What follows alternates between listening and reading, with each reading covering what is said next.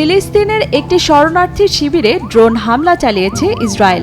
পশ্চিম তীরের নেবুলাস শহরের বালাতা শরণার্থী শিবিরের ওই হামলায় অন্তত 2 জন নিহত হয়েছে বলে জানিয়েছে বার্তা সংস্থা রয়টার্স।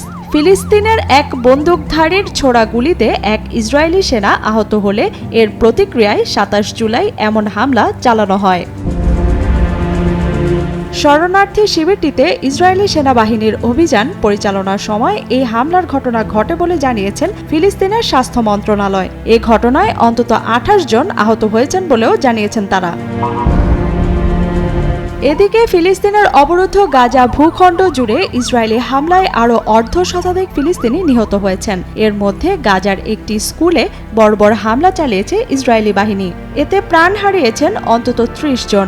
হামলায় আহত হয়েছেন আরও শতাধিক মানুষ। বাস্তুচ্যুত ফিলিস্তিনিরা এই স্কুলে আশ্রয় নিয়েছিলেন।